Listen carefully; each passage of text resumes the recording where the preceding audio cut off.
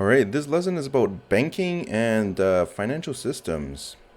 All right, so everyone probably has heard of at least some of these banks. These are the big banks in Canada: RBC, TD, CIBC, Scotiabank, BMO. There's some other ones around like HSBC and stuff like that. And then there's credit unions, and so the ones kind of local to this area, we have Vancity, we have Blue Shore, we have Coast Capital. And for our purposes, they fulfill kind of very similar functions. There are differences between them, but to kind of regular people like us, they're pretty much the same. The credit unions do tend to be like local things, only in BC, whereas the banks are national and actually international. So like TD and RBC and stuff, they have like branches in US and other countries. So what do banks do? What are the services there? Well, they store your money safely. And in fact, not just money, but other things. So if you can get a safety deposit box at the bank, they will store other things for you. I don't know, jewelry, important papers, things like that. They allow you to transfer money to other people, e-transfer. They allow you to make bill payments, so you can pay for things like utilities and stuff with the bank. They allow you to use ATMs, and so it's like the ATM machine, I guess. They allow you to use Interac to pay for things at the store, and yeah, so you could use your bank card to use Interac to pay for things at the store. They do currency exchange. So if you're going to, say, I don't know, Italy or something, you go to the bank and here's some Canadian dollars and give me back some euros, and away you go. They allow you to write checks. They will loan you money and they will sell you stuff. We won't talk too much about selling you stuff, but the things that they sell you are services like their mutual funds, which we'll talk about in other lessons, insurance, which we won't get into too much, credit cards, which we will talk quite a bit about the credit cards actually. But yeah, these are the kind of things that they will sell you. All right, so at the bank there is one kind of account called a checking account. So it's called a checking account. It's called a checking account, but checks are not that common anymore, I would say.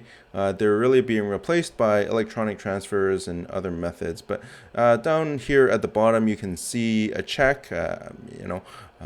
Basically, you write the name of the person who you want to give money to and the amount of money, and you sign it and date it, and there you go. That's a check.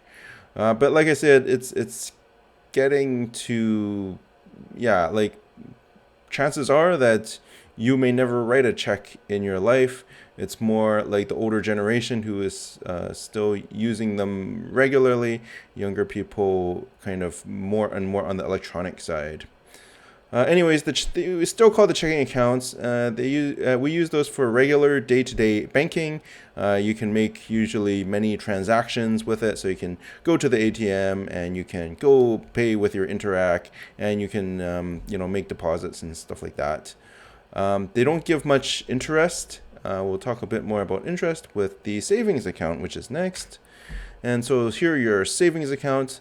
So the savings account is not really for everyday use, because the idea is that the bank will take your money that you've put in the savings account and they're going to use it for other purposes. And in return, they're going to pay you a little bit of interest. And when I say a little bit of interest, I really mean like a really little bit of interest. And so let's just look it up here. Yeah, I've got TD Bank open here. And we can go to find products, bank accounts. And so you can see here checking and savings. Let's go to savings. And we have a few different kind of savings account. Let's try the everyday savings account. And where is it going to tell me the interest here? Here we go. And so you can see interest rate 0.01%. And that's down the line here is all 0.01%. So basically, 0.01%. If you put $1,000 into this bank account, well, let's just get my calculator out here, and let's just say I put $1,000 into the bank account, and I multiply it by 0.0030. Yep, 3 zeros. So this is 0.0001, which is 0.01%. How much will this give me? This will give me $0.1, so like 10 cents in a year. So if I put $1,000 into the savings account, it will give me 10 cents at the end of the year. So when I say it will give you a little bit of interest, I really mean like very little. All right, anyways, but still higher than the checking account, so I guess there's that. Okay, so in practical ways, in practical terms, how does it kind of all work? A lot of things are kind of electronic nowadays, so usually your workplace will often like direct deposit your money into your bank account. So you don't have to like receive a check from your work and then like walk over to the bank and like deposit. It's just done automatically. If you set it up properly, your utilities, your mortgage, your credit card will pay from your bank account automatically. You don't even have to do anything. It'll just go out every month. And then you can use the e-transfer to just send money or receive money from other people. Say you go out for dinner with someone and you're going to split the bill, and so one person pays and then you pay them back by e-transfer. That's pretty standard, and so that's kind of how, that's how my life kind of works in terms of how I interact with the bank. It's pretty rare that I actually ever go into a bank, and not that common that I even go to the ATM, because I don't use a lot of cash, and that would be the main reason to go to ATMs. And even depositing checks, which is one reason that you would go to the ATM, that can be done with your phone app nowadays anyways. Okay, let's look at bank loans. So how do you get a bank loan? Well, you have to fill out an application, and the things that they'll be looking for are things like your work history. So where do you work, and how long have you worked there for, and how much money do you make? They'll look at your bank account balance, how much do you have in there? They'll look at previous loans, and they'll look at your credit score. And so if all those things look good, then they will lend you the money. More on credit score later, but how much you pay depends on how much you've borrowed and what the interest rate is and what the type of loan is. So it really depends quite a lot. Interest rates in general have been quite low since like the mid 2000s, so the last 15 years or so have been super low. But they are starting to rise up. So what kind of things would you borrow money from the bank for? Well, the biggest one is a house. That's got a mortgage, and we'll have a whole lesson just on mortgages at some point. You might borrow them money for a car or some other major purchase to renovate your house, start a business. That is getting into a different side of banking a little bit, like the business banking side. Just talking about loans in general, in the beginning of a loan, you do tend to be paying mostly interest. So I just did up a little quick example here that say you borrowed $50,000 at 10% interest. So 10% interest. So on that 50,000 in the first year, 50,000 times 10% is 5,000. So that's $5,000 interest. And say you have a plan where you're paying 10,000 per year or something like that. Got your 50,000, you plus 5,000 of interest, so it's 55,000. Then you've paid 10,000, so minus 10,000, so now you're 45,000 left. So you have 45,000, and we're going on to year 2 now, and 45,000, 10% of that is 4,500. So you're paying 4,500 in interest, still paying that 10,000, and this time when you take your 45,000 minus 10,000 plus 4,500, you're left with 39,500. And onto the third year, 39,500, 10% of that is 3,950. You're paying your 10,000 again, and you take your 39,500 minus the 10,000 that you paid plus the 3,950 interest, and you're left with 33,450. And I'll leave you to look at year 4 and 5 on your own. But what I want you to notice is every single year you're paying the same amount, 10,000. But in year 1 of that 10,000 that you paid, 5,000 of it went to the interest. And so only 5,000 of it went to the actual what we call the principal, or like the main part of the thing that you're trying to pay back. By the time we got to year 5, there's only 2,680 in interest, which means that you paid down on the principal somewhere more like 7,300 something, right? So in the beginning days, it goes really slow, but as you get towards the end, it gets kind of faster and faster. And this is like a relatively small loan, but imagine like a mortgage, $800,000 mortgage. I mean, you might be just paying interest for like many years before you even like start paying much of the capital, or sorry, before you start paying much of the principal down at all. That's just kind of the nature. That's just kind of the nature of how loans work. And you can also see like the bank is making quite a bit of money off of you here. They're making over a period of 8 years or something, 5,000 plus 4,500 plus 3,900 plus 3,000. So they're making, I don't know, like $15,000 or $20,000 off of your $50,000 loan. And don't forget, where are they getting the money to loan you? Well, they're getting the money out of other people's savings account.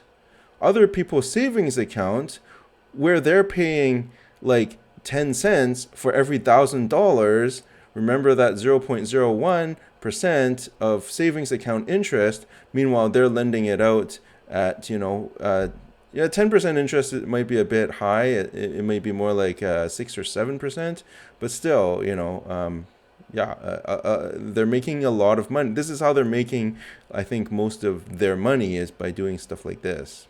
Okay, time to talk about credit cards. So credit cards are usually issued by banks, and they allow you to buy something from a store or online and pay with it using the credit card. So you probably know credit cards. There's two main ones. There's MasterCard and Visa, and then there's also like smaller ones like American Express, etc. Anyways, when you pay with a credit card, you have not actually paid for that item. You borrowed money from the credit card company to pay for it. Or I guess you could say like the credit card company actually paid for that stuff. And so now you owe the credit card company some money. At the end of the month, you can pay for all your stuff that you bought that month, pay back the credit card company, or you can just pay the minimum amount, but then you have all this rest that you have to pay back later, and they will charge you interest on it.